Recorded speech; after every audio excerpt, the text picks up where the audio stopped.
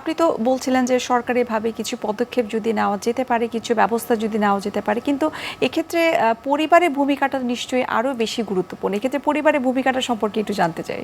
পরিবারের ভূমিকাটা এখানে অনেক বেশি, কারণ একটা নবজাতক চিকিৎসায় আমি যদি স্ট্যাটিস্টিক্সের ভাষায় বলি, পরিবারের ভূমিকা হলো 70%।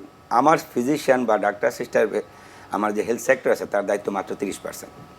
কারণ একজন পরিবারের সদস্য যদি প্রথম থেকেই যদি তাকে আসলে মাকে যদি যথেষ্ট কেয়ার দেওয়া হয়, সুন্দরভাবে যদি তাকে খাওয়া দাওয়া দেওয়া হয়, সুন্দরভাবে তাকে মেন্টাল শান্তি দেওয়া হয়, দুপুরে ঘুমের ব্যবস্থা করা হয়, মায়ের যদি নিউট্রিশনের যথেষ্ট ব্যবস্থা করা হয়, তাহলে একটা সুস্থ সবল বাচ্চা হবে। কারণ সুস্থ সবল বাচ্চা হলে আপনার আইসিউতে আসা লাগবে না।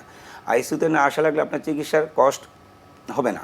চিকিৎসার কষ্ট হবে না শুধু তাই না, এখন মশার কামড় খেতে হবে না, বারান্দায় থাকতে হবে না, এই পরিশ্রম করতে হবে না, অনেক কিছু সুযোগ আছে। অর্থাৎ সেক্ষেত্রে পরিবারের ভূমিকা অনেক বেশি।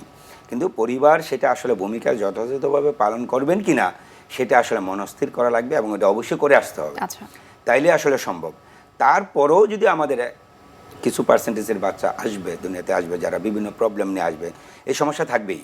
কিন্তু এই সমস্যাগুলো তারপর হলো আমরা আইসিইউ বলেন, নর্মাল নিউনেটাল কেয়ার বলেন, আমরা এগুলো দিব, দিয়ে তাদেরকে সুস্থভাবে তাকে মায়ের কোলে ফিরে দেওয়ার ব্যবস্থা করে অবশ্যই দেবো ইনশাল্লাহ।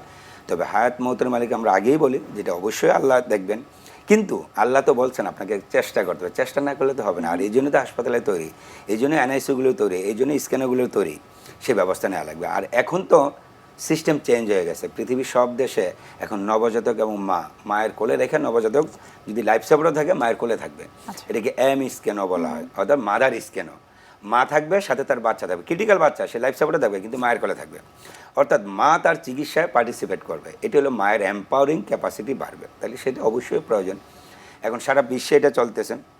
তো আমরাও আইসিএমএসে মাতে হইলে আমরা অবশ্যই শুরু করেছি, স্ক্যানে শুরু করেছি, কেএমসি কোনা শুরু করেছি, ইন্টেন্সিভ কেয়ার যেটা একেবারে এনআইসিউ যেটাকে বলা হয়, যেটা একেবারে স্টেজ, যেটা গ্রেড লেভেল 4 লেভেলে যে এনআইসিউ সেবা সব শুরু করেছি। কিন্তু এরকম সেবা তো ঢাকা শহরে আর 2-4-5টা জায়গায় আছে। শিশু হসপিটালে আছে, তো বিএসএমতে আছে, বারডামে আছেন, ঢাকা শিশুতে বা সলিমুল্লাহ, আর বাকি অনেক জায়গা আছে যেখানে নেই।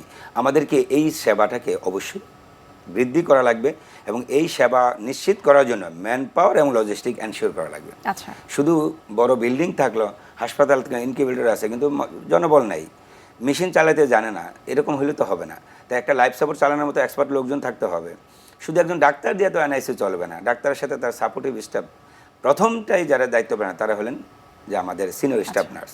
তাদের গুরুত্বপূর্ণ ভূমিকা রয়েছে, কারণ তারাই আসলে ম্যাক্সিমাম কেয়ারটা নিয়ে থাকেন। তারপরে আমার ওয়ার্ড বয়, আয়া, ক্লিনার যারা আছেন তাদেরকে অবশ্যই ওয়াকিবহাল হইতে হবে যে আমি এনআইসিতে কাজ করতেছি।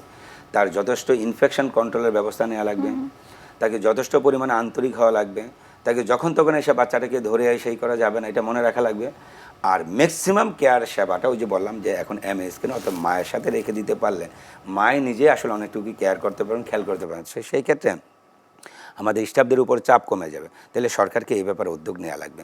এখন সরকার পাইলট প্রজেক্ট হিসাবে আমার স্ক্যানও বিভিন্ন জায়গায় একটু শুরু করেছেন, যেমন আমরা যদি মানিকগঞ্জে একটু বলি, তারপরে মিরপুর একটা শিশু হসপিটাল, যে এমআর খান শিশু হসপিটাল, ওইখানে, এবং আমরা আইসিএমএস তার ভাগিদার একটা আছি। দেখে ইনশাল্লাহ এটা আশা করি সামনে এটা ভালো ফলাফল নিয়ে আসবে এবং দরকার।